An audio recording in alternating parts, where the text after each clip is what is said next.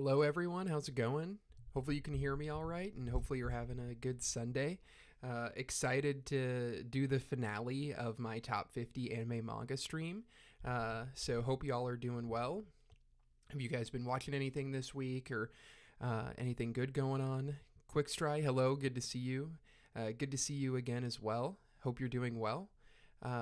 Thanks again for joining the streams. We'll hop into the top 10 here in a moment. I think I've been watching Jujutsu Kaisen season 3. It's been going really well. We had the big exposition episode, which I think's fun, so that was chill.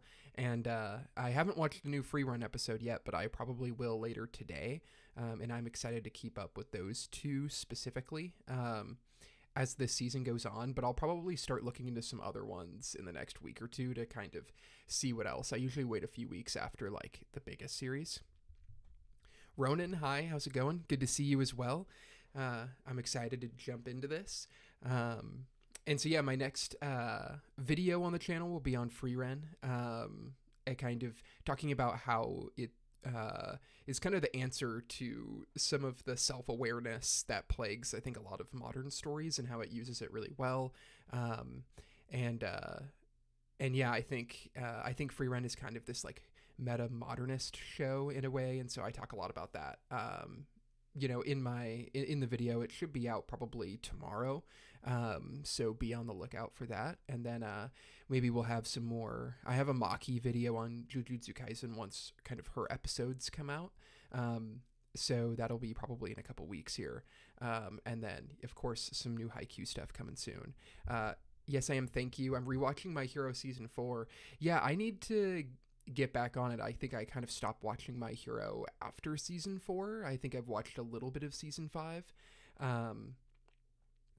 So I'm definitely looking forward to potentially just like finishing the series. I kind of was like, once it's done, I'll binge through it and I'll catch up to it. So one day I'll be back. Where is Haikyuu going to be on this list? We will find out. You are the GOAT, man. Please never die. I'll try. But thank you. Thank you for the sentiment. Truly appreciate it.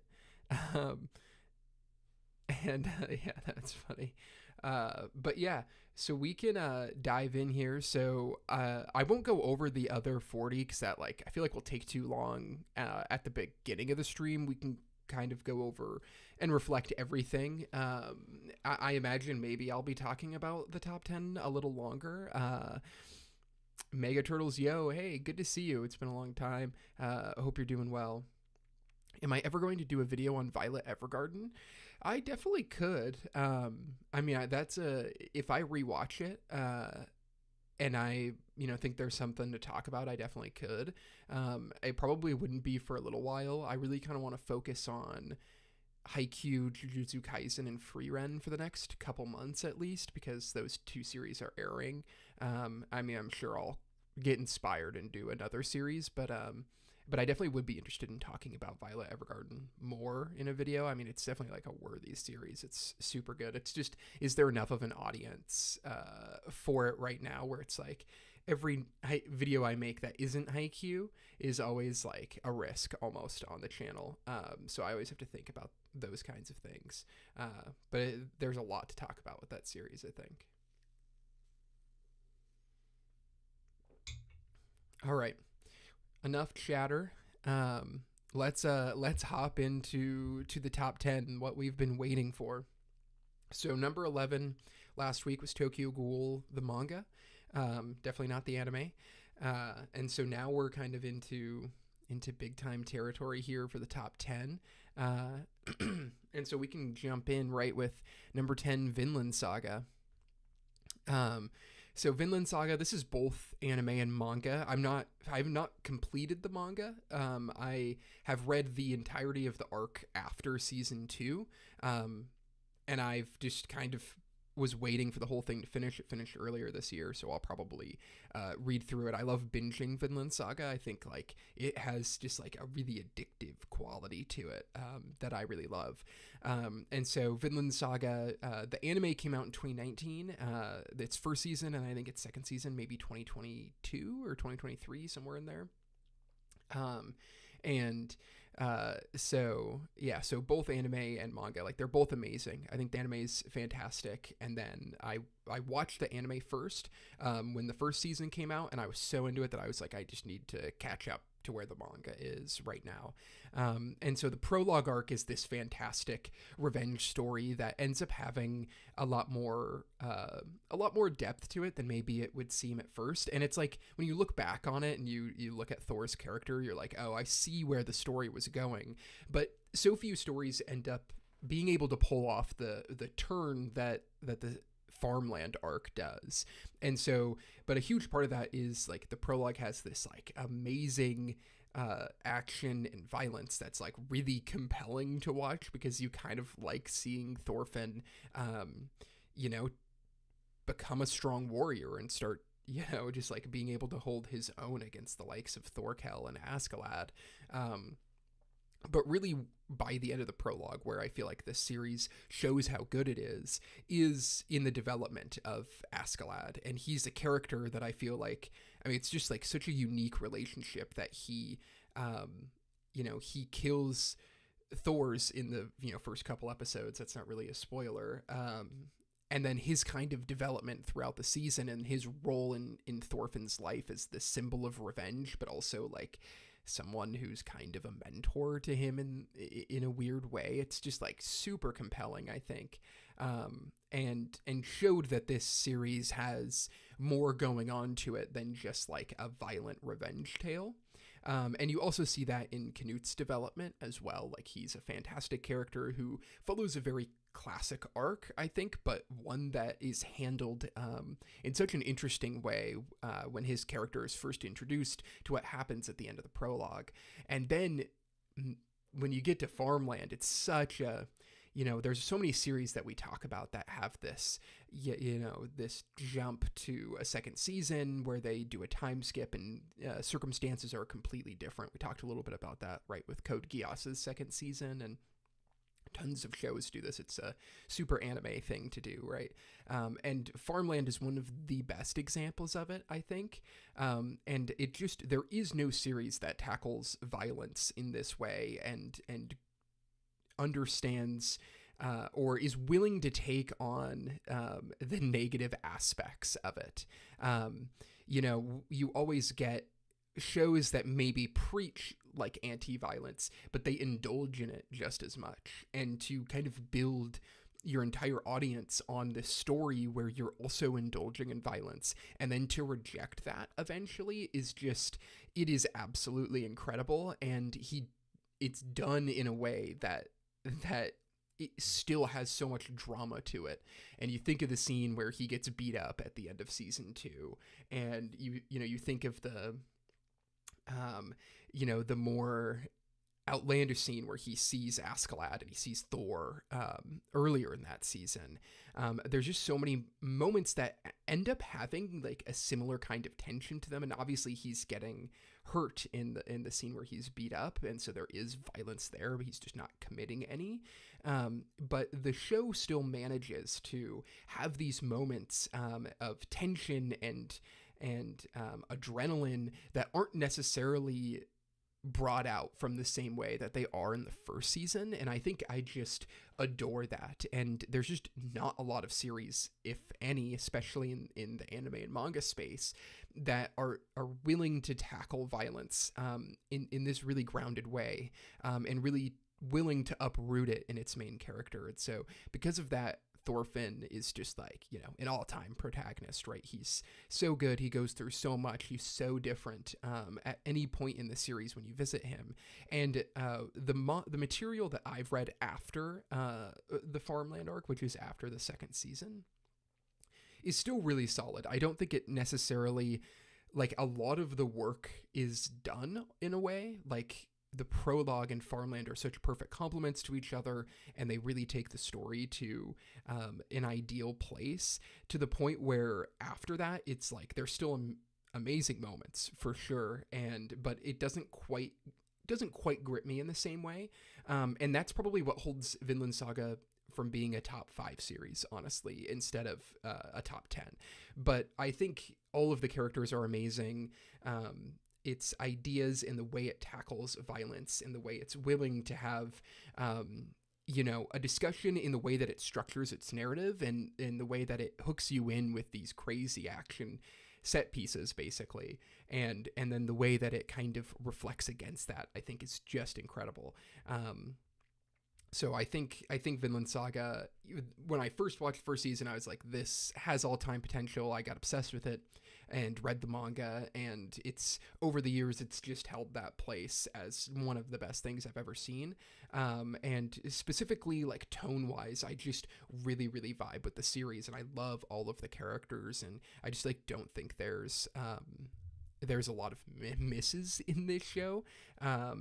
And so even with the, and I've heard good things about the ending, or it kind of is consistent with the material after Farmland, and I can't wait to sit down and just kind of binge through the rest of the manga and complete the journey, because it is, you just like don't come across stories like this very often that are willing to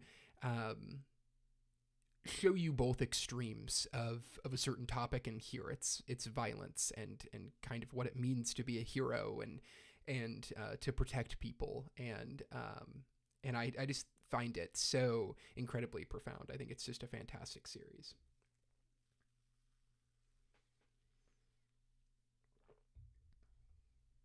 Hello, is that Ali Nunn? Hopefully I'm pronouncing that right. Good to see you. Hope you're doing well.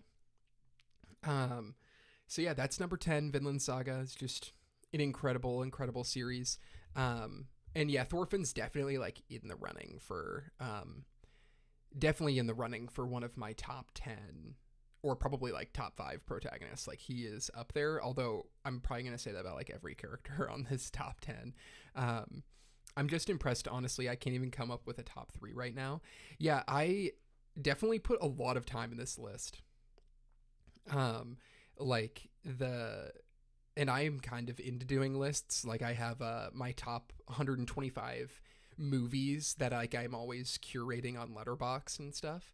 Um, but it took me months to kind of get this list into a place that I was like, okay, I can talk about this on on stream.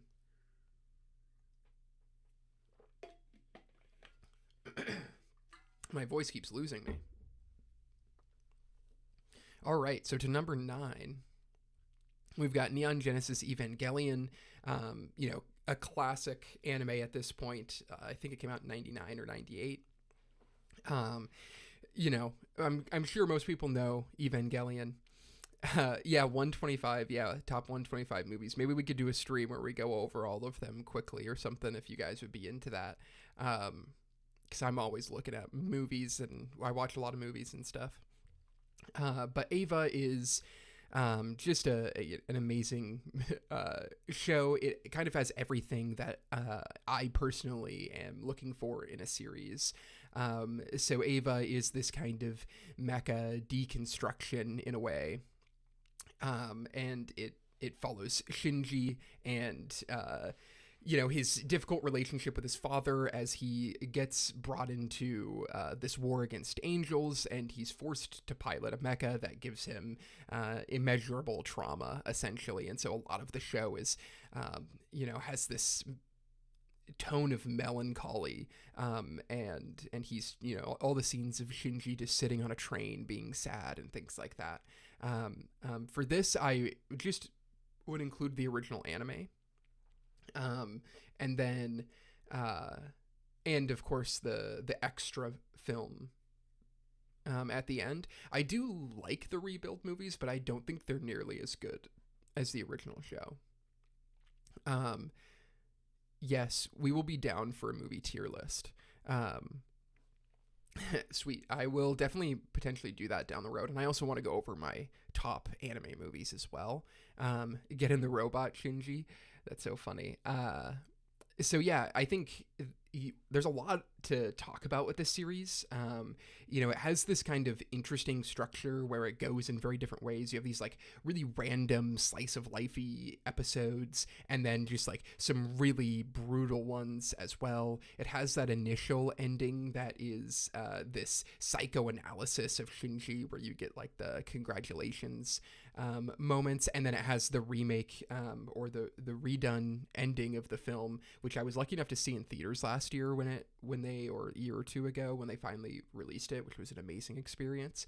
And I actually love both endings. I think there's a lot of quality ideas to both of them, and so the show is kind of, there's just so much to talk about with it. Like there's so many ideas to express and to look into, and it's really interesting the kind of ways that psychoanalysis influences Hideki Anno's vision of the series, and how he that really reflects into the psychology of the characters.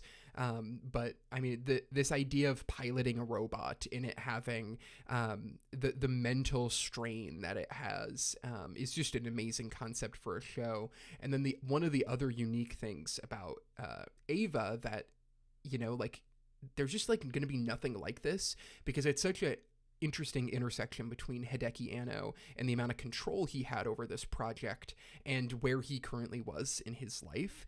And so you just have the show that really feels like it's an expression of the creator's psyche on like this massive scale. Like normally when you get anime done to this quality, or movies and things like that, it's like the expression of the creator is limited through all of the corporate lenses that give the money for a project.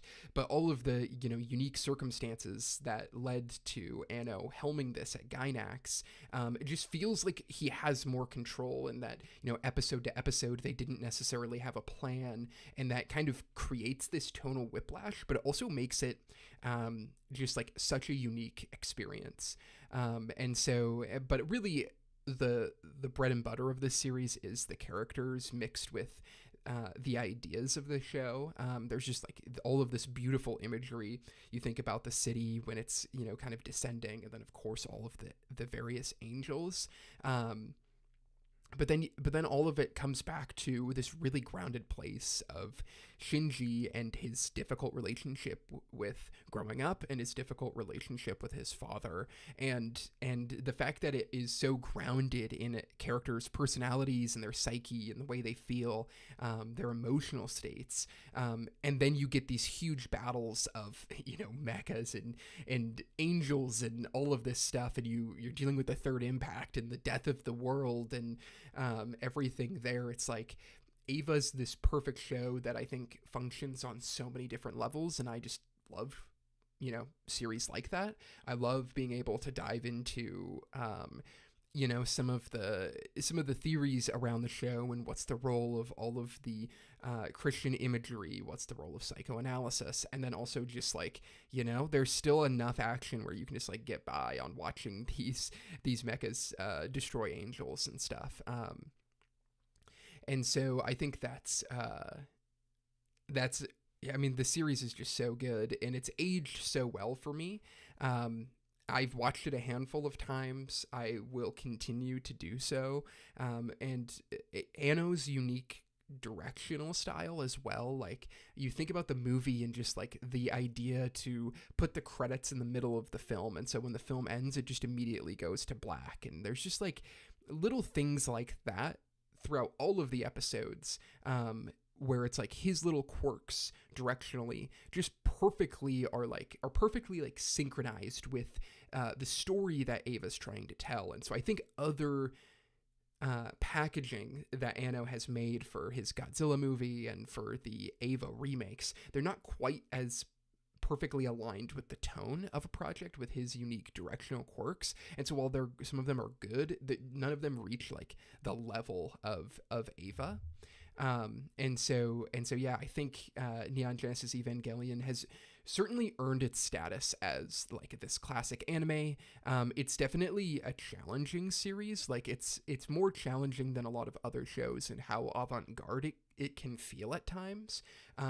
You know, certain plot points or narratives might not make the most, you know, objective sense in a way. It can be hard to parse what's going on or what the feeling of a scene is, but I love stuff like that. I love the difficult nature of watching the show and trying to piece together your thoughts about it. And there's so many different interpretations. There's so many different readings into it that, you know, you can never watch the show twice and come away with the same kind of feeling or thoughts about it. And so, and you mix that with just like the atmosphere of the show that's so amazing, and this kind of melancholy that I mentioned earlier. And I just, you know, it's like for all of the amazing imagery, I always come back to Shinji on the train, partially because it's a meme, but partially because those are the scenes that really stand out to me and in embodying what Eva is about, which is this deep psychological exploration of these young kids who are forced into just unfathomable circumstances. I feel like Eva is also such an intricate show. You will never fully grasp everything that has gone into it. It's beautiful. Totally agree with that. It's a great way of putting it. Like there is so much going on here. There's so much of the creator in it, and then he's also striving for so much. And there's his willingness to put in different kinds of imagery and his willingness to you know, really go for it and take his influences to an extreme, makes it just one of the most unique shows. Love the elevator scene too. Yeah, me too. I actually think the elevator scene like functions really well, but it is an example of the kind of unique, the unique way that Anno approaches direction. One of the funniest gifts my friend got me was in college. He got me just a t-shirt with a picture of the elevator scene on it. So that's pretty funny. So I used to wear that t-shirt around. Great scene. So yeah, that's number 9. Ava deserves to be a classic. It won't be the last classic in this top 10. But yeah, just a brilliant show. And one that, like, I feel like if you've watched the first couple episodes and you're like, I don't know if the tone's working for me, I don't really know exactly what's going on, you just got to get through it, because it's such an experience. And it's also the type of show where it's like you can think so much about it, but there's also just this, you know, which what you think about, which is I think about this quote from Christopher Nolan all the time, where it's like more important to feel than to understand in a film. And I feel like sometimes that's the case with Ava. It's just more important to feel what's going on. Good morning, gang. If Attack on Titan is top 10, we are rioting. Well, we'll have to find out, but you might need to get the pitchforks ready. Number 8, another classic, came out I think a year later, Cowboy Bebop. Man, this show's so good. I've watched it so many times. It gets better every time, just like Ava. I view those two so close, and for different reasons, but Cowboy Bebop is, you know, this space western series that follows our characters kind of after their archetypes you would expect. So you have, you know, a former syndicate member after he's lost the girl, and it's like, what does he do next? And then you have, you know, a girl who's you know, lost her memories and all of this, and is from the past, and it's like, well, she's just kind of with this bounty hunter gang and you know, a cop who was forced out of the police force. And so it's kind of this story after the story, like in the same way Free Ren is, except in Free Ren, it's like she's already gone through the narrative, where here it's really shaping something different, where it's like, how do you find meaning when you're kind of done with the thing that you'll be known for? And so I think there's that kind of idea that hangs over the story, and it's, you know, such a breath of fresh air, I think, for a lot of people when they come to this anime, where it's about adults being adults and you know, like really dealing with these things where it's like they'll never be the thing that they are known for again, right? Like if you when you talk about Jet, you're like, oh, he used to be a cop, but he's not anymore. He's a bounty hunter now, but he doesn't fully see that as his true identity. And so that those kinds of ideas leak into every episode of this show. And Cowboy Bebop, I mean, it just like functions on all levels. It's this episodic series where there's not really a lot of overarching narratives, only a few that come in, and the main one is Spike and his past coming back, and that kind of comes into view and really comes up in some of the best episodes in the series, right? Like it starts in episode 5, which is just so fantastic. And then it really comes up at the end of the series. But I think it's the quality of every single episode and the quality of direction brought to the series, because there is such an inspiration from Western cinema, and like specifically Westerns, and it so the direction of this series and the feeling of this series has that like cinematic quality to it. I mean, you think about the end of the first episode where they're stealing the red eye, I think it's called, and just like, Spike is hunting, trying to get this bounty, and then these people get shot down that they're trying to catch, and then you see them floating in space, and there's just like images like that all throughout Cowboy Bebop that are just like seared into my mind. And it's one of the biggest joys of watching this series, I think, is the quality of the setting of every, like the way certain images are composed, I guess, and drawn, and just like all of that really leads to such a satisfying experience on an episode basis, where it's just like you just can tell you're watching a director and a staff that are just totally aligned in kind of what they're trying to do. And so I think a lot of the value of Cowboy Bebop does come from the beautiful shots within it. But then you also have just like great stories. There's so many really fond episodes that are just really, really well done and dive into the characters' backstories, or explore a fun setting, or invert a trope from Western cinema, that it kind of keeps going through. And I find that really, really compelling. From Cowboy Bebop. All of the characters are amazing, and it's this show that its themes and ideas only you start to connect with the older you get. I'm sure in 20 years from now I'll have a completely different perspective on Cowboy Bebop, and one that just strengthens my love of the series. And when you're watching it, you don't really, at least for me, you never get this like feeling that you want there to be a stronger overarching narrative, because the narrative itself in every episode is so well done that you just want to hang out with these characters more. But of course it does have a super, super well done ending, and how it kind of unfolds, and how the past comes back into their lives, and how they're forced to reconcile that, is a huge thing in this series' favor. And so, yeah, I think Cowboy Bebop is fantastic. There's the old, I think Glass Reflection said this years ago when he made his review about it, when he was pitching it, and I just like, I couldn't agree more. I mean, I wouldn't watch it in the exact order he says, but he basically says that if you just need to get to episode 5, because if you get to the 5th episode, you will be hooked on the show.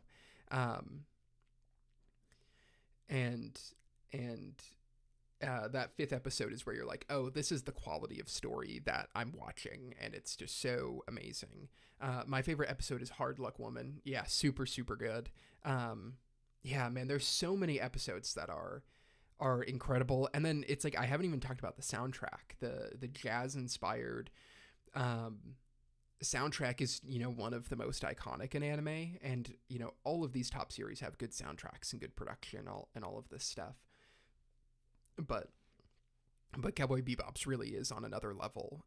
And so it is a show about atmosphere and emotion and things like this, and it's just I adore Cowboy Bebop. It's another one that when people don't connect with it because it doesn't have enough of a plot, I'm just like, I feel like you got to watch it again, type of thing, because I think sometimes people critique it for what they want it to be, and when you do that, you don't see the brilliance of what it is. So yeah, Cowboy Bebop at 8. It's another one where it's like, do I ever see it falling out of the top 10? Like, it's hard to imagine I could watch a couple other shows that are better than it, and so yeah, it's one where it's like, could it ever fall out, like in 15 years or something? All right, to number 9, or number 7, I mean. 7's an exciting one. 7 is Run with the Wind. And this is by far, out of the top 10, the one that I watched for the first time the most recently. Because I watched it for the first time a year and a half ago for a channel watch along, actually. And Run with the Wind is a 24 episode sports anime that follows this college track team, but the college track team hasn't actually been used in years. But there's a character named Haiji who wants to get it back on track, and so he kind of convinces all of anyone who's willing to join and is like, yeah, we're a track team, and then tries to convince everyone to run so he can run. And I can't remember the name of the race, but it's a 10-person long, super long endurance race through the mountains, basically. And so it just follows all of these people who come from different backgrounds, and they're all in college, so they're a little bit older than the kind of classic high school sports anime, and they all fall in love with running in their own ways. And it kind of came out of nowhere for how much I love this series. Like, for it to be 7 on the list is like, I would have not thought possible when I went in to watch it for the first time. But I think it does, it has all of the really, really solid production, amazing soundtrack. It's done by Production IG, I believe, and they know how to do sports anime. But it is the emotion of the story, and specifically the ending, where every character completing it and overcoming and falling in love with running and finding kind of a purpose, even in something where it's like, oh, you're just going to run one race, and then it's like, doesn't necessarily have a bearing on the rest of your life, or at least that's how you might think initially. And it all culminates in this amazing final 6 or 7 episodes that is just super emotional and incredible. And so I made a video about it when I watched the series a little while back, or when I watched the series for the first time. So if you want even more thoughts on it, you can go there to see them. But Run with the Wind is like honestly, if you want to get someone into sports anime and you don't want to give them a series that's 4 or 5 seasons long, Run with the Wind is the place to start. It's like 25 episodes, and it's like a perfect story about the value of trying to find purpose in something, even if that thing isn't gonna directly make you money, or even if that thing, is just a hobby or some way to better yourself. It's just finding some value in things like that. And so I think Run with the Wind's incredible. It's a series that definitely is not as well talked about. I'm guessing a lot of my audience specifically at least is aware of it, but like, it came out in 2019, I think, or maybe 2018, and it's like, where did it's like no one really talks about it anymore except like the few small of us who like watched that, or I didn't even watch it at the time, and I didn't even really know it was coming out at the time. But it's just like, what does it mean to run, and that kind of extends to what does it mean to find passion in something. I'm literally watching it right now. That is incredible. It's amazing. I hope you enjoy it. Yeah, I mean, it's one of those series that when you watch it for the first time, like when I got to the end of it, I was like, oh yeah, this is one of the best things I've ever seen. Like, this series is for me. It's exactly what I want in an anime, and it is 100% going to be an all-time series. I didn't necessarily think it was going to be number 7 in my top 50. Um, and then as I was making this list, I was like, man, Run with the Wind is really, really good, and I keep raising it and raising it, and so it landed at number 7. Run with the Wind is such an underrated series. Yeah, I totally agree. It's and it really comes from the individual stories of each character, right? They're all in such a different position as they enter college, which is also a time where it's like you're expected to carve out a path for yourself here. Like, you're allowed to think about whatever you want, and then as soon as you enter college, there's this huge pressure to find a major and figure out what job you're going to get. And that pressure is definitely feels greater to the individual going through it than it probably is in reality. But it's really cool how the series tackles that kind of pressure through everyone coming together and learning how to run. And you do have such a wide breadth of characters here, so you do have a couple of runners who are genuinely incredible athletes and runners, and are going to this school for, you think about the main character, and he's going to the school for a different reason. Like he probably could have gone and ran somewhere, to Prince, who's kind of the diamond of the series, or of the cast, I'd say, who is the someone who is the exact opposite of an athlete, and is learns to fall in love with running, and how it betters all of their lives, and how much fun and enjoyment they take from it. And then it's just like the camaraderie between all 10 of them is just fantastic. And so it has amazing animation, and the running sequences are beautifully done. And it really, really captures the feeling and excitement of watching someone run, or of what it is to like get that runner's high. And then on top of it, it just has this emotional depth to it that is just like not rivaled by other shows. Like in the way that Neon Genesis and Cowboy Bebop are these, they go for a lot of heady ideas. Run with the Wind has a very simple idea, but it just pushes it to its absolute extreme. The only reason you would wish this series is longer is because you love the cast and you want to spend more episodes with them. It's an infinitely rewatchable show, and one that I'm so glad that I watched it for the watch along a couple years ago, and yeah, it has totally become an all-time favorite of mine very quickly. I think anyone who likes Haikyuu or Slam Dunk or any sports anime is going to love Run with the Wind, and it's kind of a more succinct sports anime because it is that 25 episode mark, and it really is just like one of the best things I've ever seen, and it's one of those cool experiences when you're watching a show and you're like, oh, this actually is one of the best things I've ever seen. Like, this is incredible. It's everything I want. It's functioning at all levels, and that's exactly how I felt with Run with the Wind.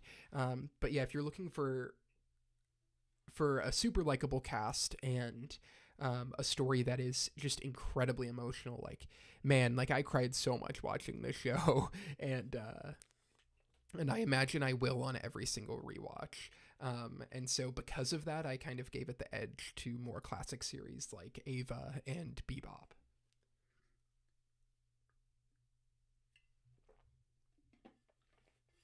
All right. All right, we got number 6 next. But yeah, Run with the Wind, you gotta watch it if you haven't already. Number 6 is One Piece.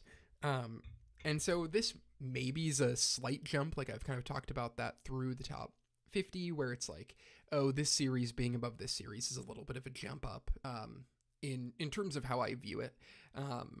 And this is specifically the manga, but I do really enjoy the anime. I just haven't watched it all. Like I've watched through Skypiea, and then I've kind of watched other parts randomly, but far more into the manga. And so yeah, One Piece is one of the best battle shonens ever made. I watched the series when I was growing up, so I was very young, and I watched the 4 Kids dub that gets memed all the time, which is really funny.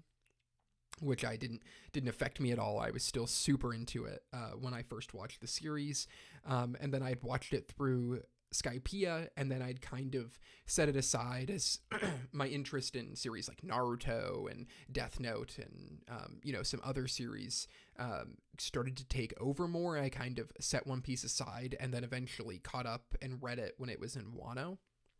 So I do have this kind of mix of nostalgia when I was a lot younger for One Piece, and then I was able to kind of rediscover my love of it and find it even better when I read the manga, because I think the manga, for as fun as the anime is, it's more of the nostalgic feeling of it. And I did watch the dub for a while that eventually got made, not the 4 Kids.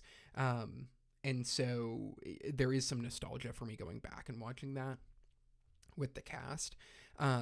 But One Piece is this, I mean, everyone knows what it is, right? It's the expansive tale of Luffy trying to become king of the pirates. And the thing about One Piece that's so unmatched is the just sheer scale of it, the amount of named characters, the amount of locations they go to, the fact that every single island feels like it's a different world in the best way possible, but also still feels very One Piece. You have this expansive world building that is only matched really by fantasy novels in terms of like depth of world building, and One Piece is right up there with all of them. There's a reason that alongside Berserk, One Piece is the other gateway for like fantasy booktubers to get into anime and manga.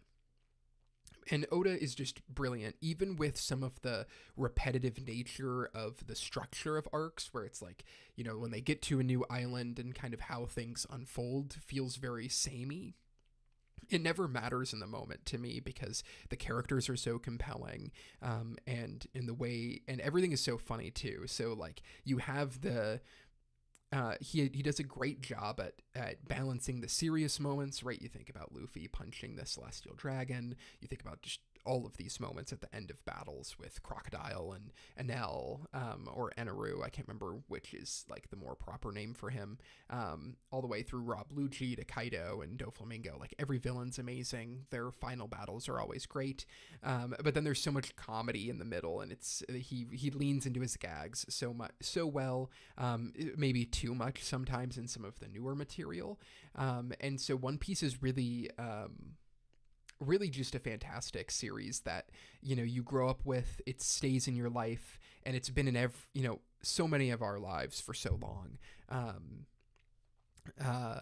And you're currently watching it. Where are you at, Ali Nunn, in One Piece?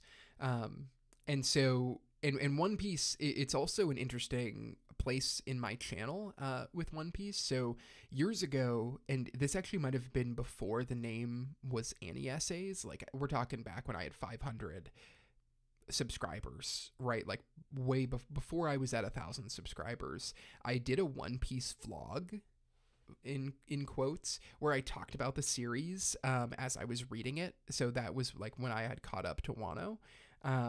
And so that was really fun as I was like slowly finding my style on YouTube, and floating around the idea of making like vlog type videos, or making like videos kind of like streaming but scripted talking head videos, before I really was just like, I just want to make video essays and eventually do some streaming on the side. I talked about One Piece, so if you want to watch my older videos that maybe aren't as the same style that they're in today, if you're interested in my thoughts, I think I do have like the One Piece vlog like hooked on my, or like have a playlist on my channel, which is really funny. It really is kind of a throwback to me pre-COVID, or like during COVID basically, so 5-6 years ago. But I really should make more One Piece videos on the channel. I think I was kind of scared from some copyright issues. And also there's just so many amazing One Piece YouTubers that sometimes to find interesting angles into the series outside of just like talking about reading them can be very difficult. It's like, how do you compete with the people who are making there's dozens of huge YouTubers who will make videos on One Piece every single week, and they're talking about new chapters every single week, and they're really in that mode. But I still probably will make more One Piece videos in the future because it is such an amazing series that I don't talk about enough. And when you're reading One Piece, it's like, man, this is the best thing I've ever read. But yeah, so One Piece, Oda is just brilliant at paneling. He's brilliant at structuring everything. I love the way that he does world building, and he just like has these fun hints where it's like a character will show up, and then when they show up the next time 300 chapters later, they're completely different. And it's, I think some people try to critique the series in the way that he approaches it's like kind of foreshadowing in that way, but I think that it's all about his world building, and it makes his world feel far more lived in when you introduce characters well before they are gonna be major players in the world, and you just give snippets of them, or they're very different the next time you see them.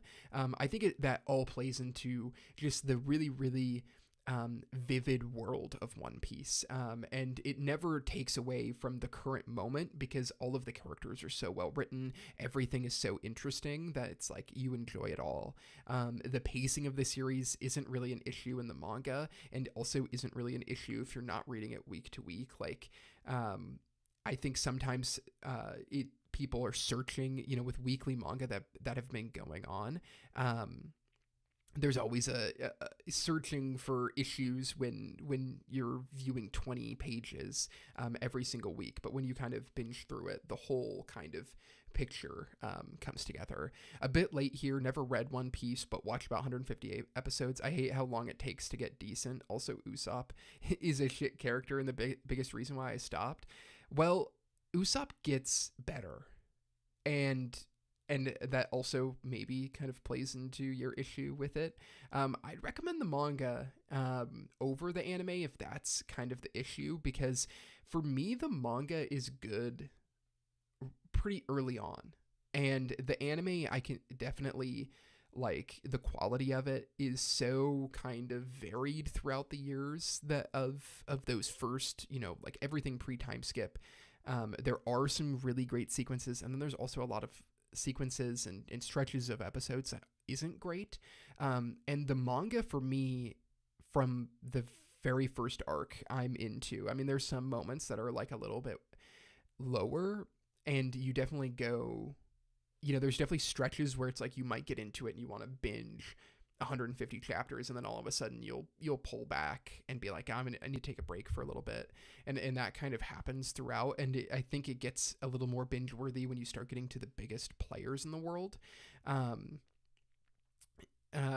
I definitely think if you read it, the feelings that like, oh, it's not getting good quick enough are kind of mitigated because Oda's mastery of paneling, and all of the funny gags often work better even in the manga than they do in the anime. I think you'll enjoy that part of it. And then Usopp, you got to give him some time, and he wasn't grading for me early on, but he definitely is for a lot of people. But he gets his biggest moment to shine in the Water 7 arc, which I know is kind of far down, and so that does play into maybe some of your reservations. But I think if you read the manga, and then I think one day you'll come to maybe appreciate Usopp. So I'd be willing to give it a try, and probably just like from where you're at. Like, I don't think you need to start over again, right? Just they do a good enough job where I think you could jump in the manga, whatever arc you're on, which you're probably in Alabasta, I would imagine, probably somewhere around there.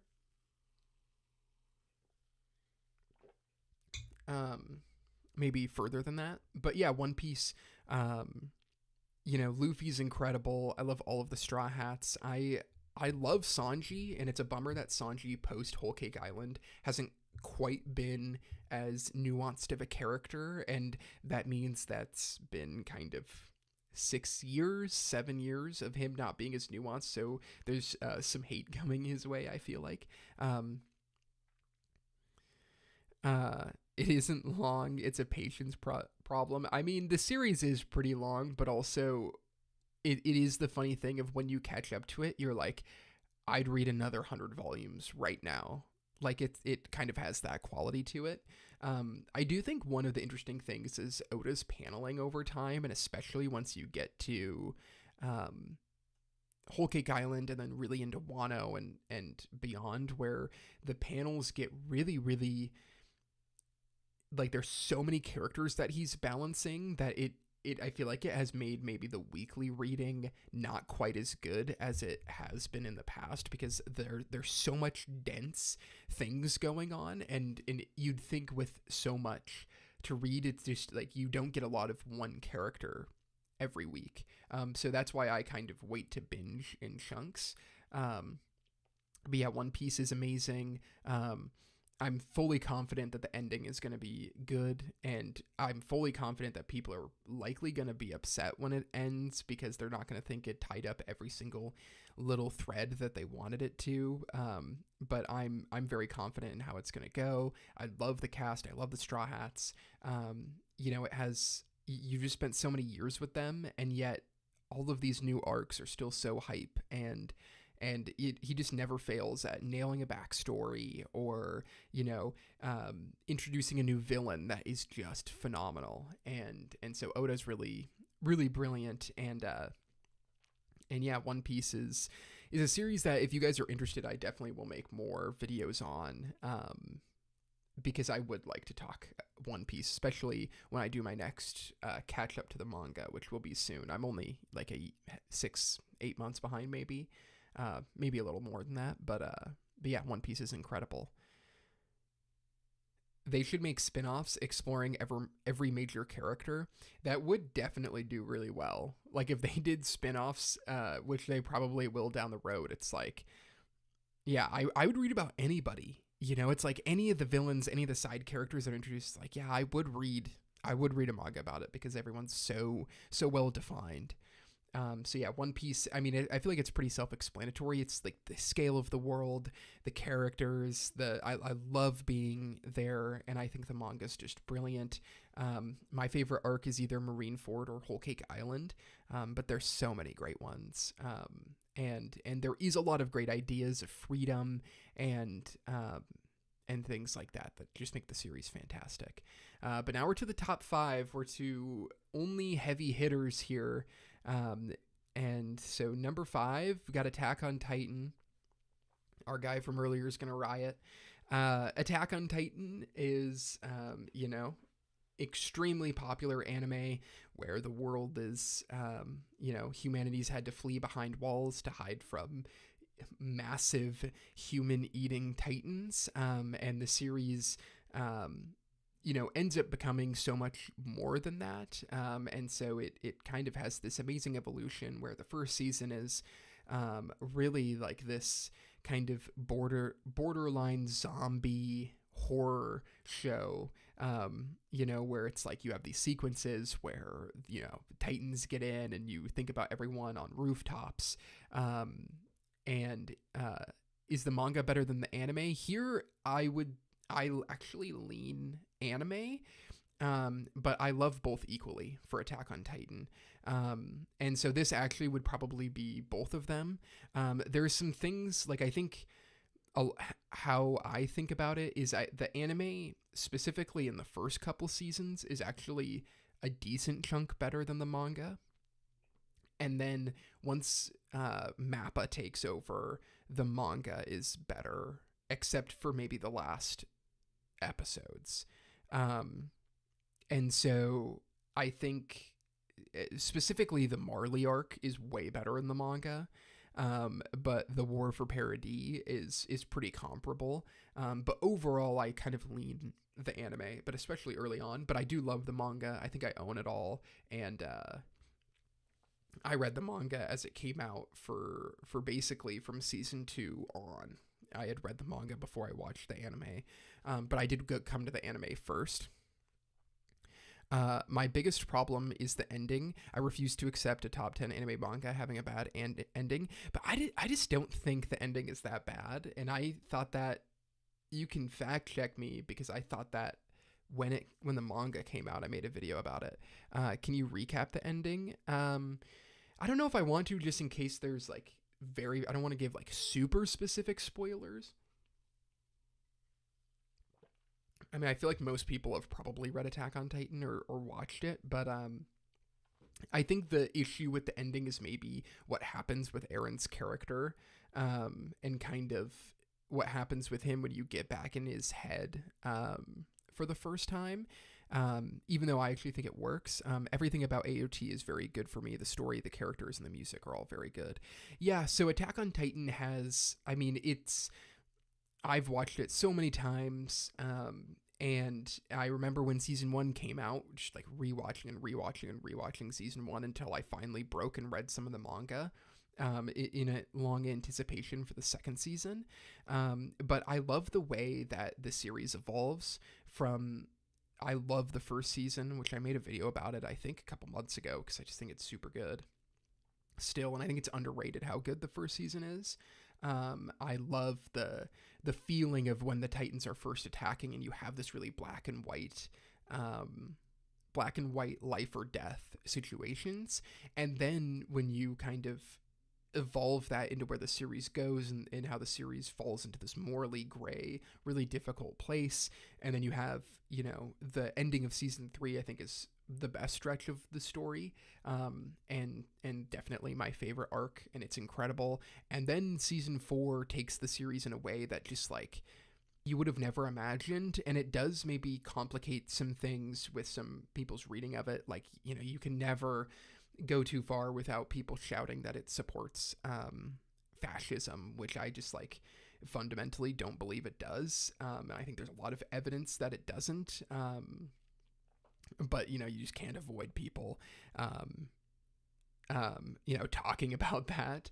But how the season 4 evolves, and the Marley arc into the War for Parody, and Aaron's character, going from this really naive person to something far different, and, eventually becoming very calculating and cold, and then kind of the embodiment of what his original mission means, being this horrifying future, is kind of the ending that I think is really interesting. I like the very end of the series and how it tackles the cycle of violence.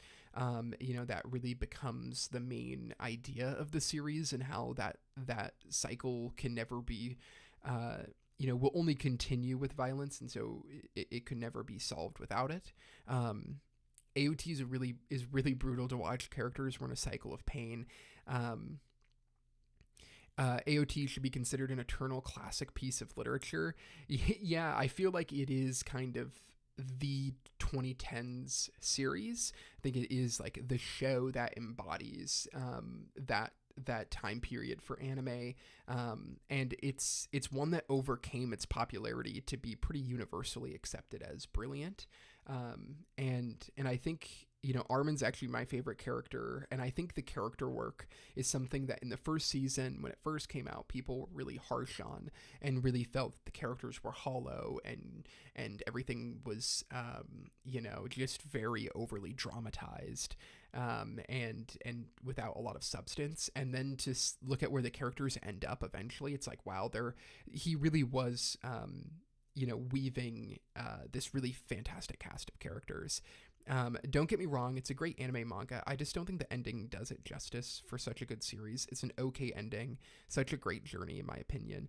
Yeah, I do think the ending it's not a slam dunk ending, and that's probably why it's not higher.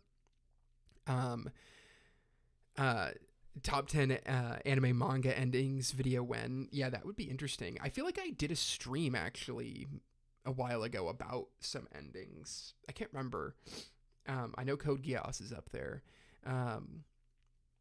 But yeah, I do think the final, and I think the reason I probably lean anime is because the ending kind of functions better than it did week to week. And the ending suffered from a lot of poor translations that people were reading before the official translations came out, and kind of insinuated some things that weren't true about the ending. And the ending's really nuanced and difficult, and this is not a series that I think was gonna ever have an easy digestible ending. Uh, but I do think the ending is like, for as good as, once you get to the second half of season 3, which is the return to Shiganshina arc, that Marley War for Parody, those arcs elevate the series and recontextualize what came before it in such a way where it's like every chapter was almost mind-blowing to read, or episode. And then the Rumbling is just like good. Like the ending of it's just like solid. And there's some really great stuff, and then there's some stuff where you're kind of scratching your head and you're kind of like, oh, he didn't really tie this up in the way that I thought he would, or certain ideas maybe didn't get the full kind of breadth the exploration that they should have.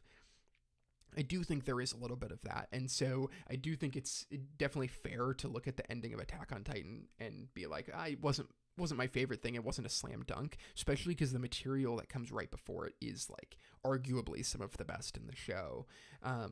But overall, I still think the experience of Attack on Titan is incredible.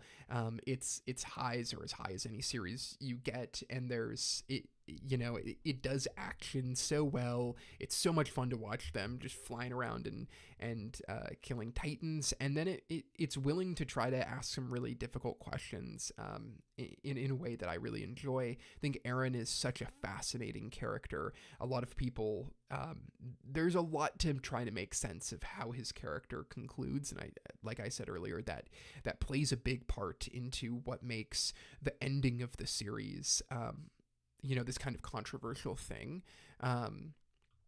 But I totally think his character there's just a lot to parse with him.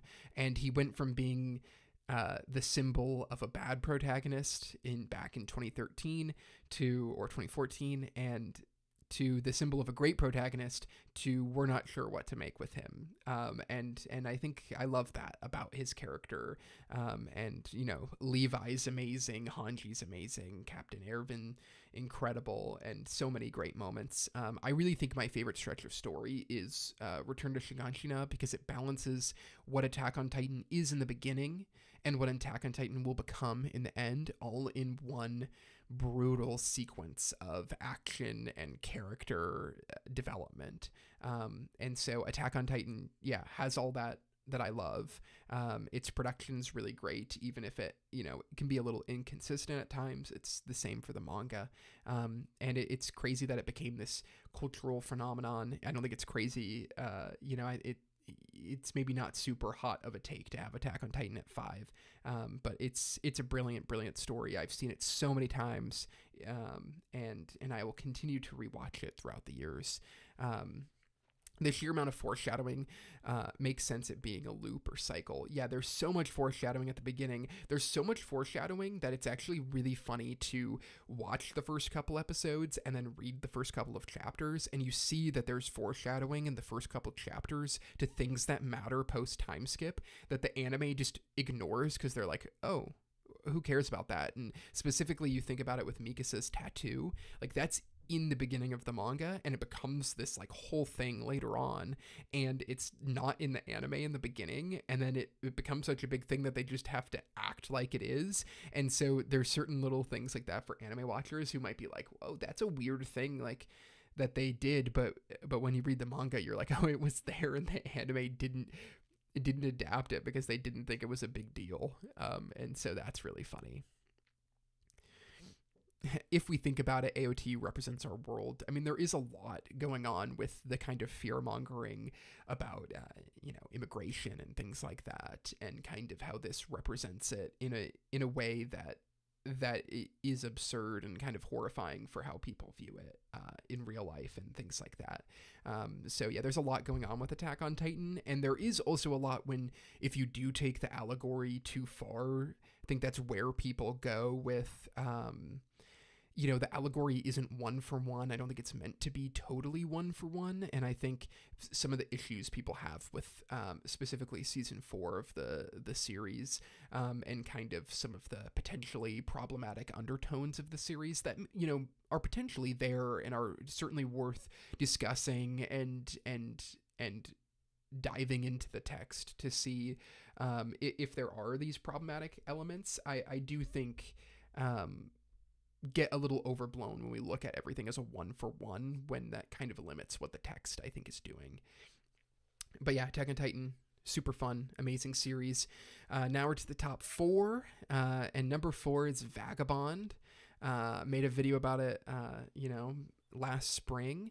Vagabond is, by the same author, Inoue, who made Slam Dunk. It's the story of Musashi Miyamoto, and who's a real life samurai and philosopher. It's kind of a historical fiction and very fictionalized version of kind of his wanderings, and kind of how he becomes this amazing swordsman and vagabond, and also how he develops a really interesting philosophy. I am totally caught up with this series, and of course it is not concluded, but I just don't. The story kind of gives itself the tools, and it kind of is fitting in a way that it doesn't have an actual ending, because you just kind of view him as always going to be wandering. And so Vagabond is the story of Musashi, and how he becomes a samurai on his own, and is kind of going from place to place looking for opponents so he can reach this mysterious invincible under the sun title. He doesn't want to be beaten by anyone. And so the story is very literary in a way. Like, it feels, when you're reading it, it feels like you're reading kind of like a classical piece of 20th century literature. Like, it has very similar ideas, and it's kind of difficult to parse exactly what's going on sometimes. Vagabond, but yeah, it follows Musashi as it goes from fight to fight, and he develops, the story starts out and it's him and his friend in a battle, and then very quickly they end up getting separated and go on very different paths, and they kind of talk about how they're going to be warriors in the end, and why they're fighting, and Musashi's fighting for this kind of idea of invincibility, and I'm blanking the name of the other character, who's so amazing, and he is kind of fighting because he feels he needs to for status purposes. And so and then they survive this battle, and then they end up going very, very different paths, as Musashi is kind of this actual freak, and just like incredibly strong, and an incredibly good warrior just without really any training. He's kind of a monster in a way, and his journey as he goes from fight to fight, and has different teachers that he ends up getting along the way. And then you follow him, and then you look at him at the end of the series, and it's just, he's completely different. And certain things he's accomplished, certain people he's beaten, deeply impact him and totally change his view on life. And it's all about this idea of the way of the sword, and the kind of beauty that people find in fighting and in dying in battle, and then the kind of philosophy that comes out of that. And so Vagabond is it's just a brilliant series. So much of the story is told without dialogue and through visuals, and the kind of really realistic style that Inoue brings to Vagabond is so unique. His artwork is as good as anything, as good as Berserk, as good as these other series that are, all-time great series. And so I would strongly recommend reading Vagabond if you haven't. It's kind of, it gets roped into the three very popular seinen anime, which have all been on my list, which is Berserk, Vinland Saga, and Vagabond.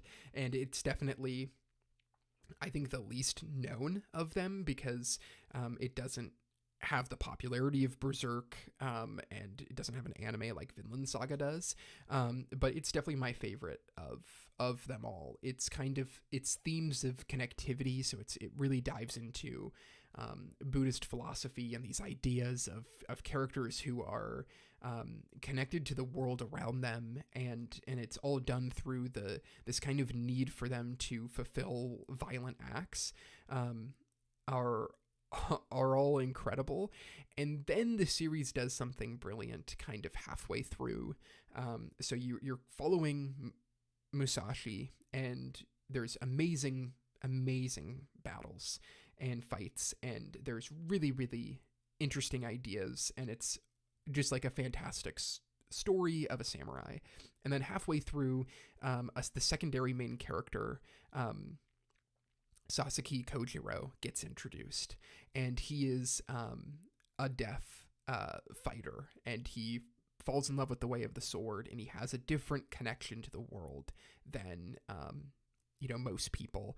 And the story takes a long time and follows Kojiro and follows him kind of totally resetting the narrative.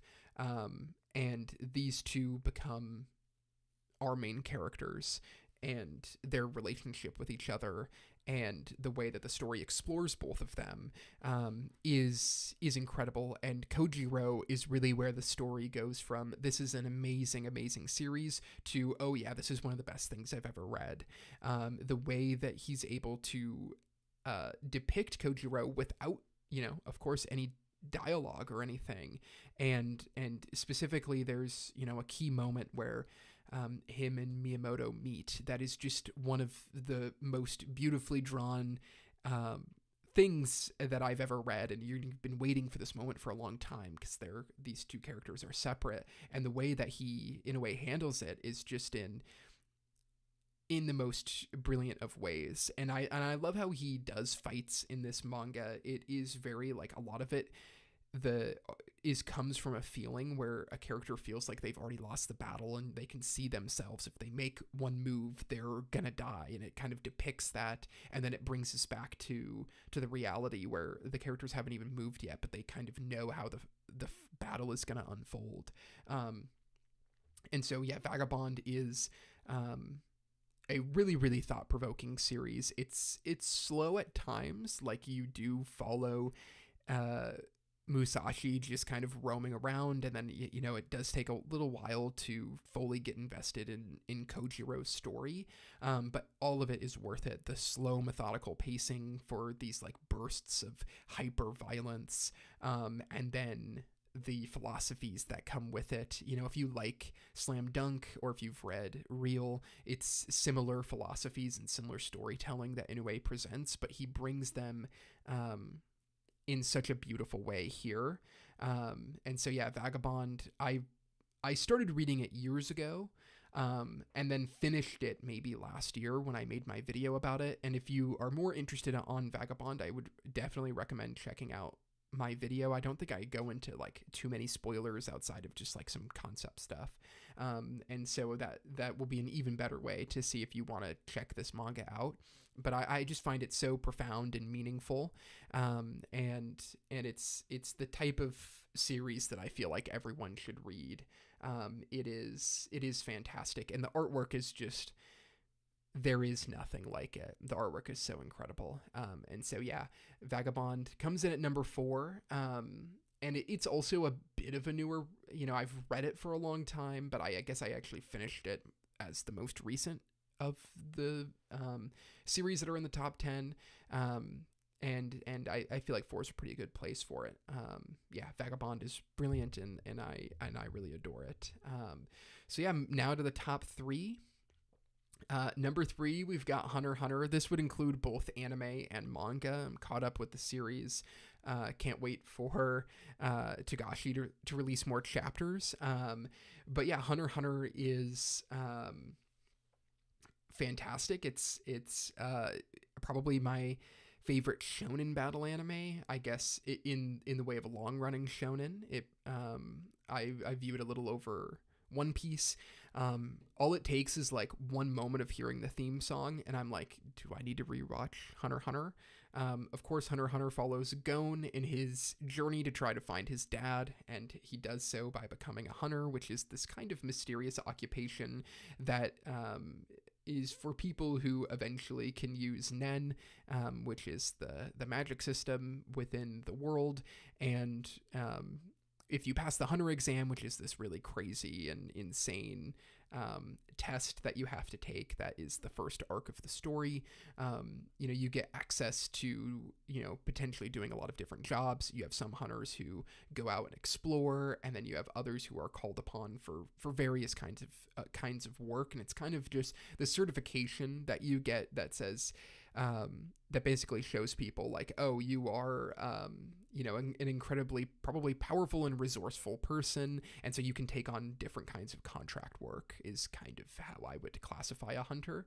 And so the first arc, Gon meets, the other main characters of the group, Killua, Liario, and Karapika, and so you follow Gon and this just like bubbly boy. His dad's a hunter, abandoned him as a kid, and he wants to go see what's so cool about being a hunter so he can hopefully find his dad and talk to him. And so then the series follows the hunter exam and then just like turns into something so much more as every arc just becomes something crazy. I find the fight between Gon and Knuckle and Yuji Itadori versus Todo in the same sense that both Knuckle and Todo are superior and experience way more compared to their adversaries, yet they use fights as a teaching moment to help juniors grow despite them being their opponents. Yeah, I totally agree, and I think the beginning of the Chimera Ant arc, or I guess not the beginning, but that's kind of the middle of the Chimera Ant arc, is really underrated. And the people who don't like it, I just can't believe it. And so Hunter x Hunter, becomes this story where in the first handful of episodes, it's kind of this really light, story that feels lighter than a lot of the other shonen series that you would compare it to. And then all of a sudden it gets really dark when you kind of explore characters like Hisoka more and Illumi, and the ending of the Hunter exam is the perfect example of how this story is going to tackle things differently with its little tournament arc that you follow. And then it follows Gon and Killua basically are traveling together as they're involved in various things.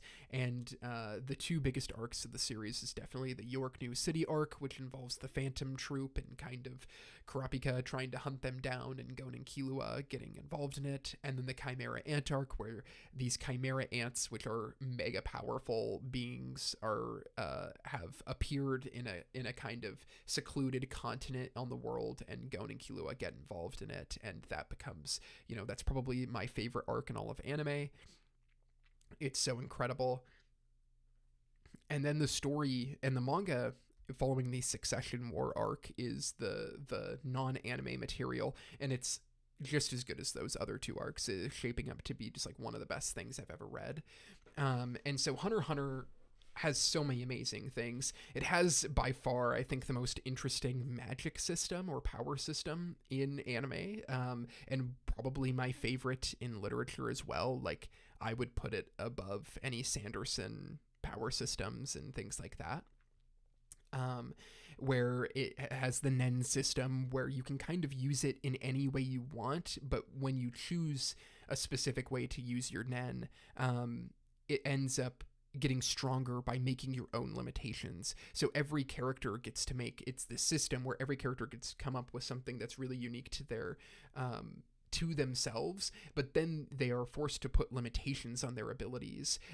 So you get the limitations of a power system, but it can be anything. And so that's where you get bungee gum. That's really interesting. And you get, some abilities that are more obviously powerful, like Killua eventually using lightning. And then you have, really, really specific and funny things. And I love all the memes of like how crazy Hunter x Hunter abilities are. And I just find Nen infinitely fascinating, and it's at its most interesting, arguably, in the Succession War arc. Hunter x Hunter was my second to watch when I started watching anime. I'd say it's also a good beginner watch. It totally is. Like, it's a really easy series to get into, and it kind of gradually gets darker as the story goes on. And so by then you're like, dang, like there's, a lot of really dark things going on. This is not the more kid leaning series that it was at the beginning. And that's kind of exactly how Togashi was with Yu Yu Hakusho as well. But yeah, I love the world building and specifically the power system, but I think it's the way Togashi weaves together surprising structuring, and like the way that his arcs unfold are always super different. He's never willing to kind of totally take the story in a different direction, and then he has so many interesting ideas underneath every single battle and arc that I just find super fascinating and worthy of thinking about and diving deeper into. And so Hunter x Hunter is, yeah, beloved series by me. I could rewatch it over and over and over again. The Succession War is shaping up to be one of the best things he's done. Which is saying something when you have the Chimera Ant arc and the York New City arc. There's his cast of characters isn't nearly as big as something like One Piece, but the impact of every character feels huge, with people like Hisoka and Crollo and Illumi and all of these things. They're just all amazing. Mirawem is one of the best villains ever. He's the villain of the Chimera Ant arc. And then you've got like Kite and characters like that are just so fantastic. But I think what kind of elevates Hunter x Hunter from other amazing battle series, outside of the magic system and outside of just Togashi's ability to weave thematic ideas into his narratives, and the Chimera Ant arc is kind of the specific example of that, is the unique way that he structures things, and how the twists and turns that come about that you actually don't expect. Like, there's a lot of shocking things that happen throughout Hunter x Hunter, and it unfolds in a way that is just like I would not have imagined when you're watching it. And you think about the York New City arc has that. Of course, the Chimera Ant arc has that with Pedo's insertion into the narrative. And if you've watched it, you know exactly what I'm talking about. And then even its lesser arcs, which for me is like Greed Island and maybe Heaven's Arena, still are great. Like, Heaven's Arena has the battle between Gon and Hisoka that's just so well animated and so well done, and even the battle against Genthru is fantastic in Greed Island, and specifically the beginning of Greed Island and Killua's kind of understanding of Gon and their relationship changing, I think is really fantastic.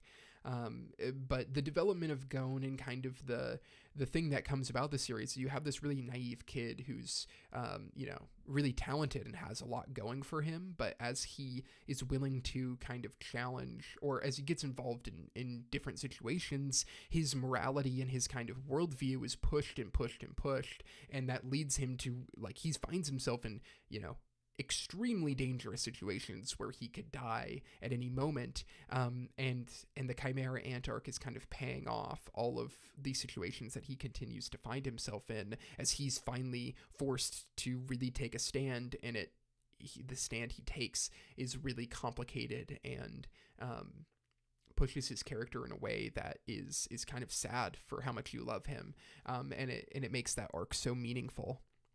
So yeah, Hunter x Hunter, number 3. If you, I'm guessing most people watching this have watched Hunter x Hunter, but if you haven't, you got to give it a try, and definitely give it the first arc. The first couple episodes, it gets better after that, and it's only a couple episodes that I think it's like kind of whatever.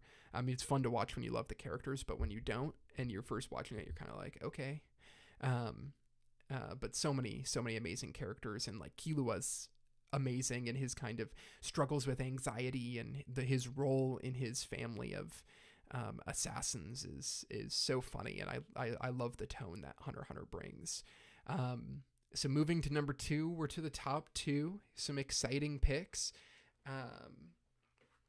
The strongest heavy hitters here. Number 2, we've got Fullmetal Alchemist and Fullmetal Alchemist Brotherhood. This series means so much to me. It's been one of my favorite series for a long time. As soon as I watched it, back in 2009, it kind of immediately became my favorite series.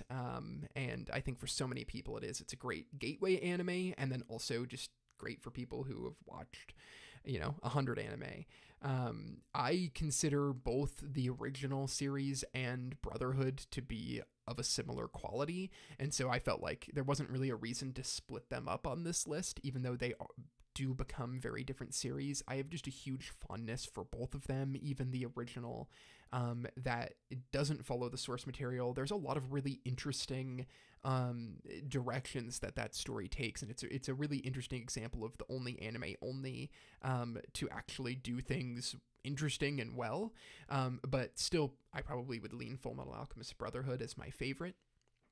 Full Metal Alchemist is this beautiful exploration of humanity, and it's packaged in a way that is, so much fun to watch. Full Metal Alchemist, everyone, its tone is such a marvel, where it can make you laugh and cry in the same episode, and that's kind of always been one of the descriptors for the series, and it is just so true, where you have this amazing slapstick humor that is so much fun to watch, and all of the characters are hilarious, and then all of a sudden the series will not pull punches when it gets really, really dark and really emotional.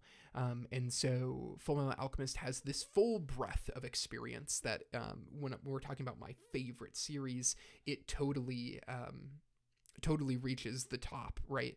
And so for Full Metal Alchemist Brotherhood, of course, it's the story of Edward and Alphonse. Their father left them when they were young, and then their mother passed away a couple years after that, and so they leaned on alchemy, which their father was an alchemist, left a lot of his research behind, so they study alchemy. They have definitely amazing talent for it.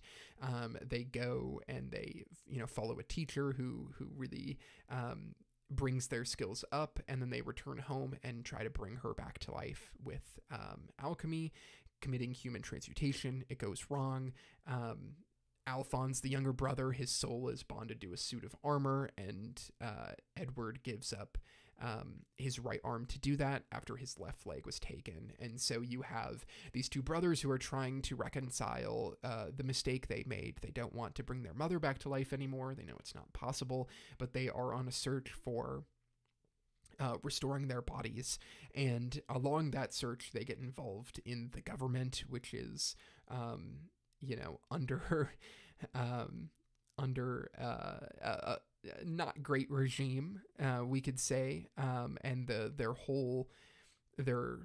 in a post-war society after they've just had a civil war against the Ishvalans, and all of the backdrop and violence, or the violence and post-war is the backdrop for the series. And Edward kind of gets involved in this military conspiracy because he needs the resources that the military can offer him to continue his research to try and find a way to restore his body, and which they believe that path is the Philosopher's Stone. And the cast of characters is so great. Like, all of these top 10 series, you've got Mustang and his crew, and then in Full Metal Alchemist Brotherhood, you get involved with Ling and all of those characters, and Briggs up in the north.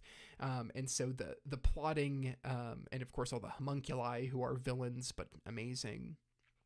And all of it kind of, you have all of the characters who are super, super well done, or have so much depth and nuance to them, and there's so much growing up to do for Edward and Alphonse as they go from situation to situation, and then on top of that, you have this just beautiful exploration on what it means to be human. And honestly, one of my favorite videos that I made last year was on Full Metal Alchemist, because we had done Brotherhood for a watch along, and so I was like, oh, I'm rearing to talk about this series. And so that video was on this idea of what it means to be human, and kind of the really interesting way it's tackled in this series.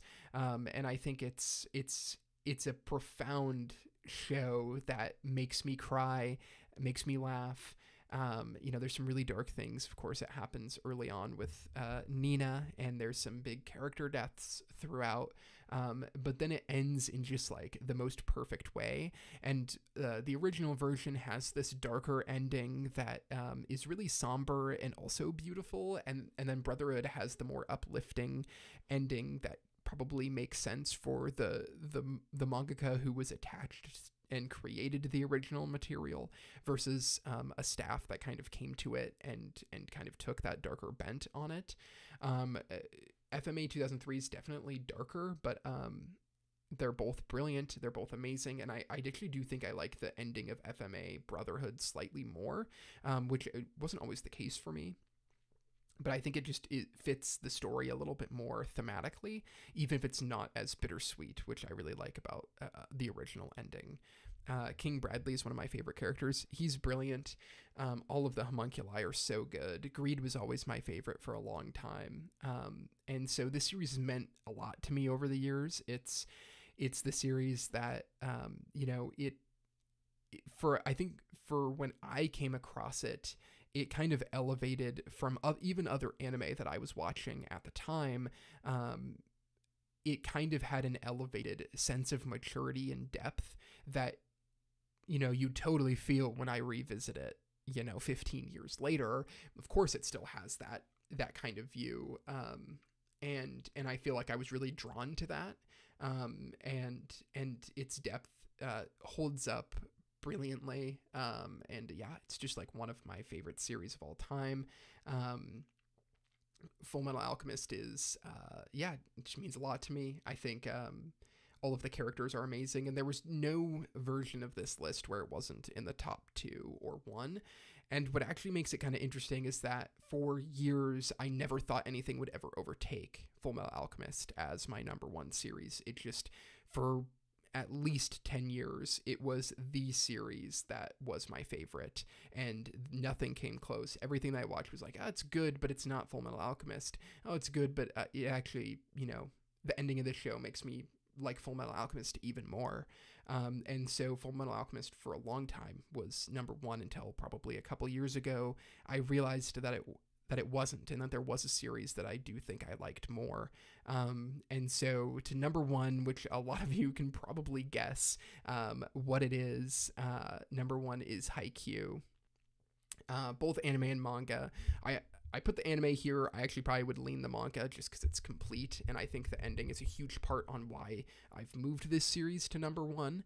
And I didn't watch Haikyuu until 2020. It was during the pandemic that I watched Haikyuu, and then I also didn't catch up to the manga at all when it was coming out, which is so crazy that my channel has totally taken off with Haikyuu, and there's so many, it is the series that my channel's known for, and that kind of made my channel into something that I can do this regularly, right? And I didn't even read the manga when it was coming out.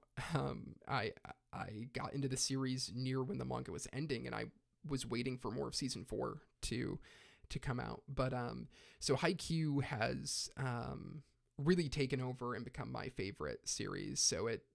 And really it starts with the cast and the consistency of Furodate, and that it probably comes as no surprise because I've literally made hours and hours and hours of analysis videos on Haikyuu on every little part of the series, and there's just no part of it that, for me, at least when I first watched it, I guess I had the feeling, I hadn't watched a ton of sports anime.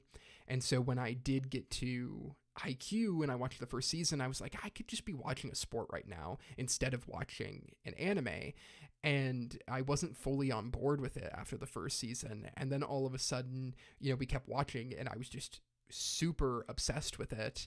And anytime I thought about a character, I was like, man, I could just talk about this character forever. I think there's so much depth to it. And so that continuously kept happening, and then eventually that's manifested in all of the videos I've made on the series and everything. But so Haikyuu, over time, I've really fallen in love with its depth. And then after season 4, going on to read the manga from start to finish, and obviously I've read it many, many, many times since then, especially for my videos. But the ending is so perfect. And the ending of Haikyuu is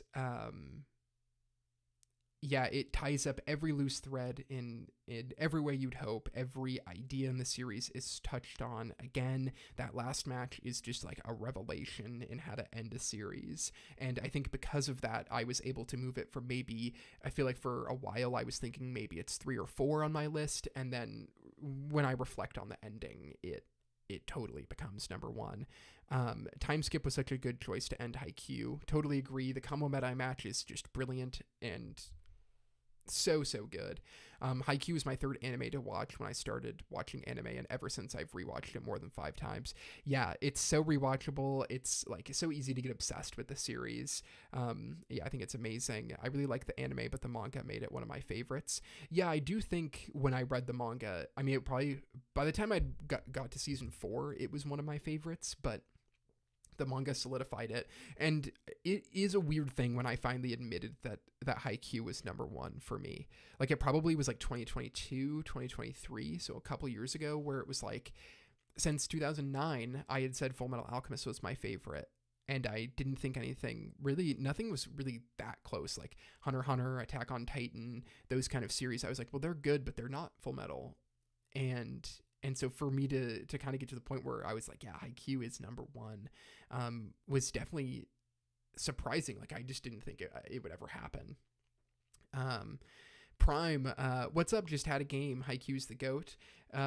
We're just, perfect time to come on in, and we'll kind of quickly go over the top 50. I know the stream's going longer today, but as it should for the final. I'm doing good. How was your game? Hope you've played well, and it's always good to see you, of course. Even in the manga, you can feel the intensity in the spikes or emotions that are conveyed with certain saves and crucial moments. Furutate is a genius. He cooked with this one. Totally agree. And on the video that I made a little bit while back on the evolution of Furudate's art style, really by the time you get to nationals and those final matches, it's like you feel everything. Like, it feels like you're reading or you're watching a match. You feel the velocity of every spike, like you're saying, and the emotions and everything is just unfolds brilliantly. And it totally comes out in that final match with the kind of depth that he brings to everything. We lost, but you played. Well, you win some, you lose some. It's all about playing, right? Like, if Haikyuu's taught us anything. But yeah, glad that you're playing, and you can always just get better from here, right?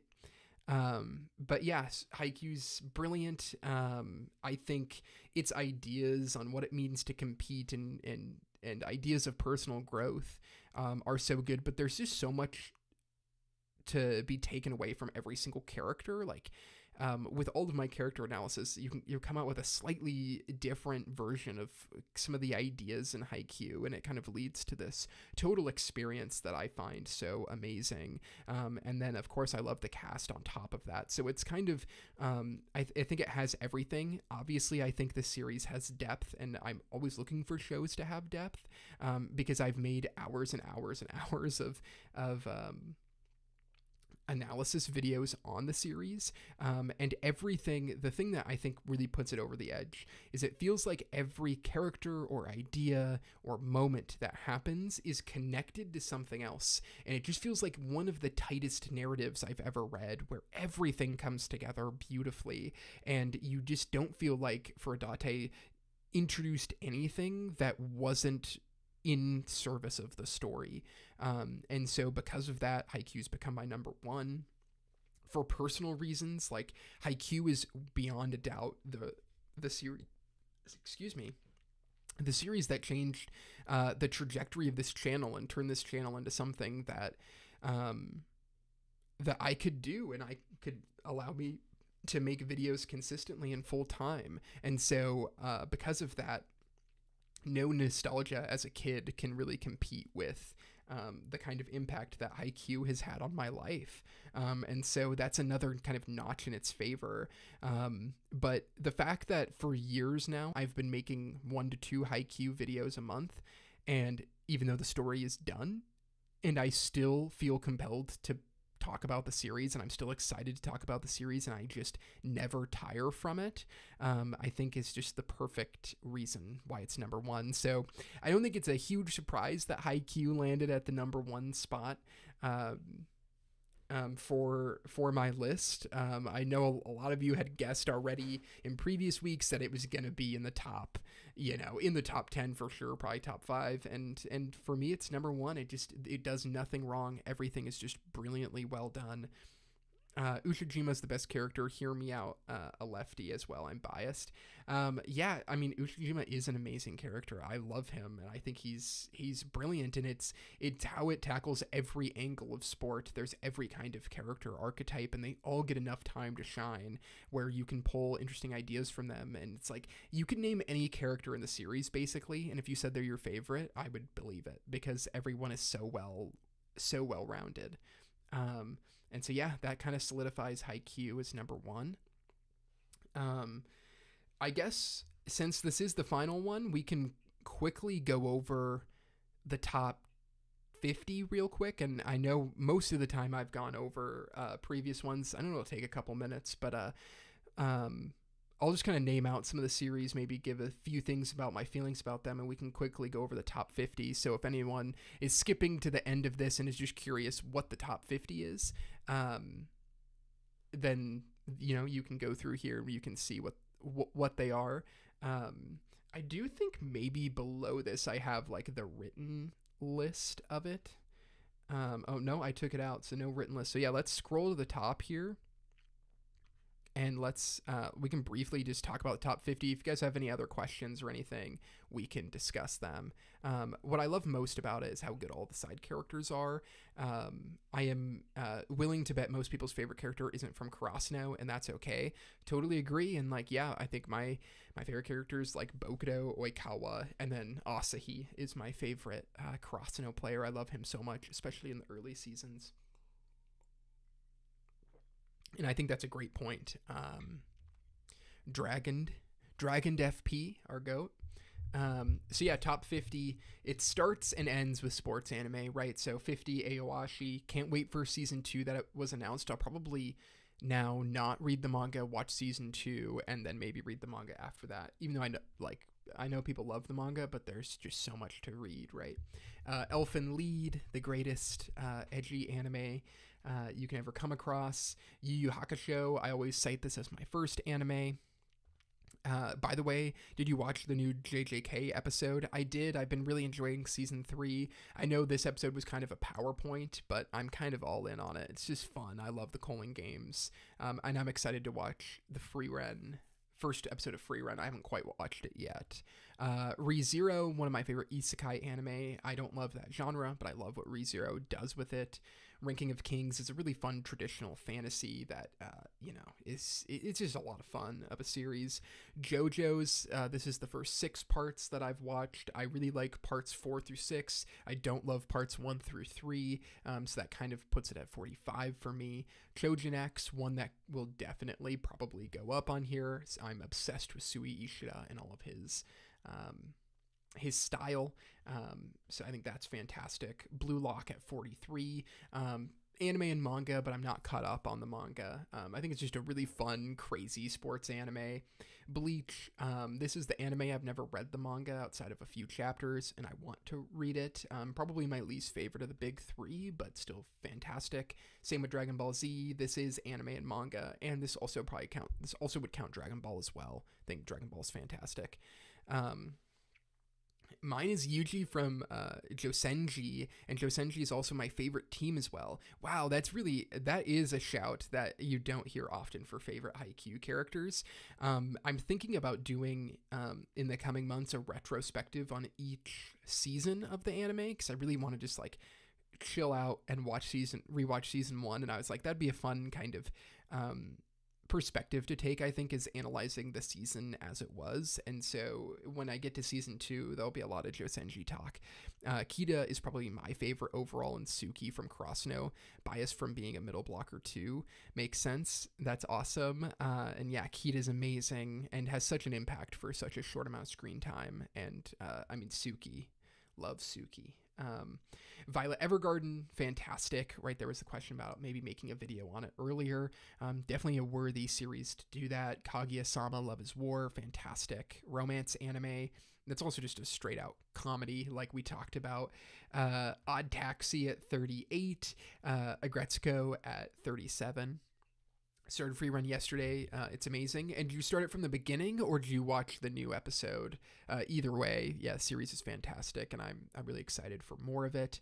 36 Baccano. This is one that is desperately in need of a rewatch, I think. I'm thinking maybe I'll put it up for the next watch along on the channel, because I think that would be great. And then we've got 35 Beastars, fantastic. 34 Chihaya Furyu. I've only seen the first like season and a half of this, so when I do finish it, it could go up. 33 Naruto, by far the hardest to place on this list, because it was so nostalgic for me, but I do have some big issues with it.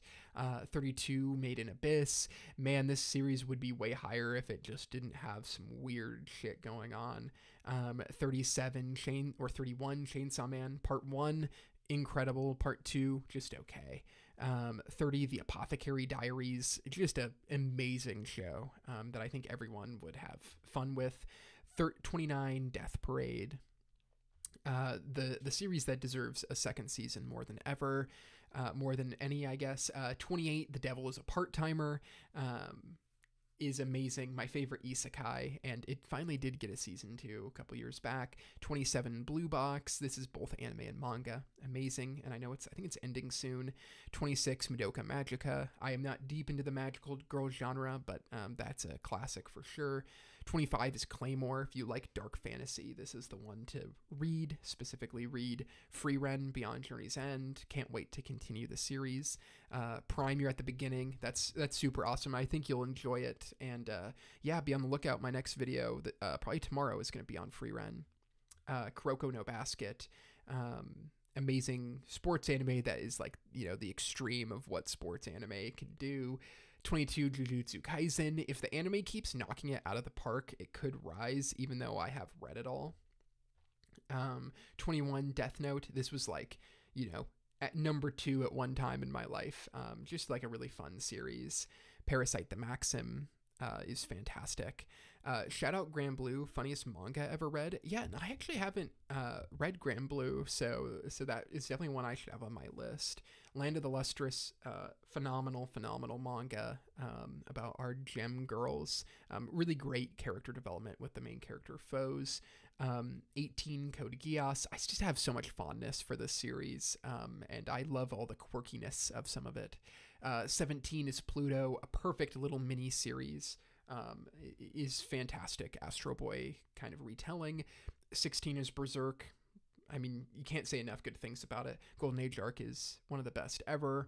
15, Orb on the Movements of the Earth, another newer series that just blew me away. Is dark but beautiful, and kind of like some brutal reality that leads into some hopium. 14 Fate Zero. Not super versed in the Fate franchise. Should I watch the new Fate series that's coming out? I definitely would be interested to watch more of the Fate franchise, but love Fate Zero. Goodnight Pun Pun, one of the most harrowing and brutal reads you'll ever come across, but worth it, I think, for the kind of mastery that Asano has here. 12 Ping Pong the Animation, one of the best sports anime. It's so real and amazing. And then Tokyo Ghoul the manga. And so then back to the recapping the top 10 from today. Vinland Saga, both anime and manga, is incredible. Just the way it handles violence is beautiful.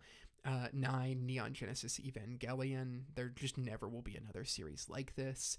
8, Cowboy Bebop. Yeah, amazing. One that gets better with time, I think. 7, Run with the Wind. Please go watch the sports anime if you haven't. It's unbelievable. It is so amazing and so emotional. Amazing cast. 6, One Piece. I mean, it's the biggest manga of all time for a reason. It's incredible, and I love it just as much as everyone else does. 5, Attack on Titan, a really cherished series for me. I think it's so exciting to watch and so brutal, and a lot to talk about with the series. 4, Vagabond, stellar manga. Please go read this manga if you haven't. It deserves all of the acclaim. It is amazing. 3, Hunter x Hunter, amazing, my favorite long running shonen battle. 2, Full Metal Alchemist, the original and Full Metal Alchemist Brotherhood. I love them both equally. Incredible and very important series to me, with a lot of depth. And of course, Haikyuu at number 1 again.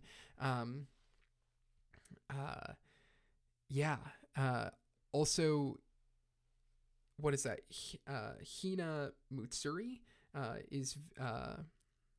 is very as well. Too bad they didn't continue with the anime. Yeah, I haven't watched that series either, as comes with my butchered pronunciation.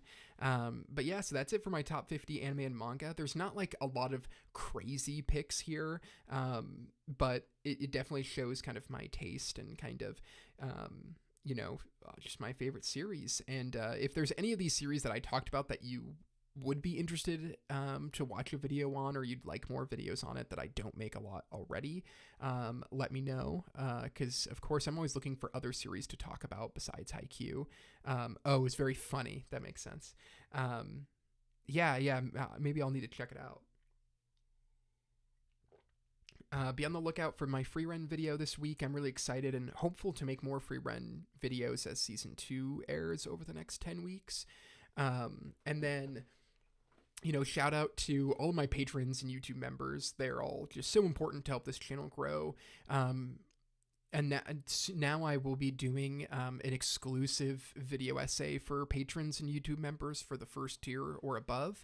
And so if you guys are interested in kind of supporting me more directly and want access to that extra video every month, the first one will probably come out next week at the end of January, and it'll be on Mob Psycho 100.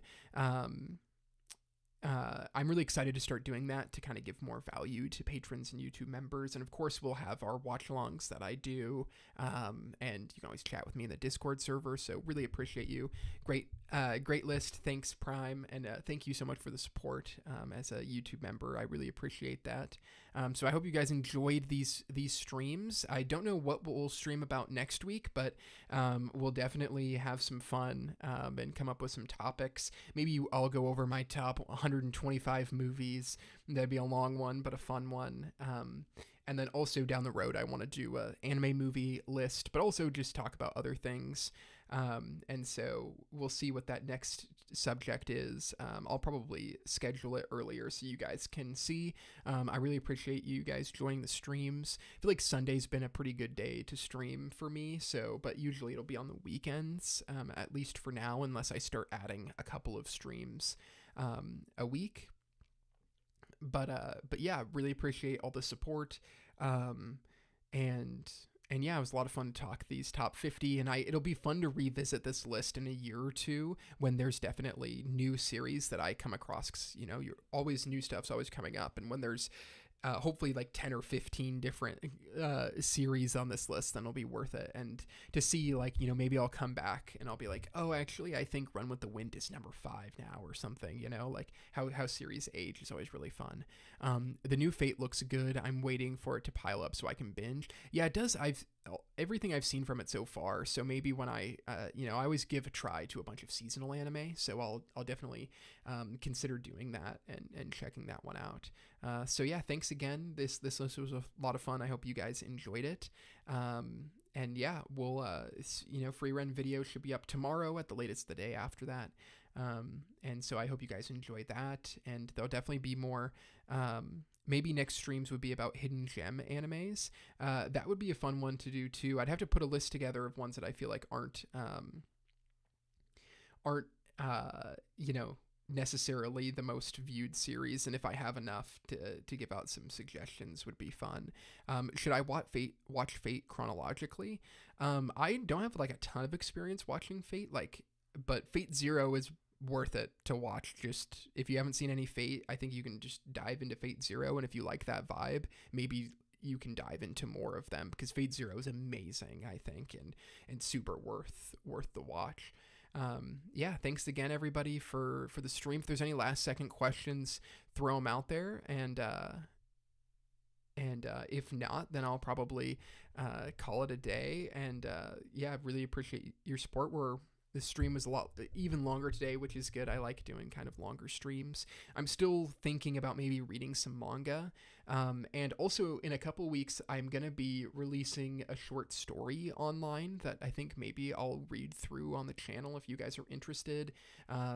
It's like it's a story that's like six chapters long. And so maybe really reading one chapter a week or something like that might be fun, and we can talk about it. So that'll be coming out soon. I'm excited to share some writing with y'all.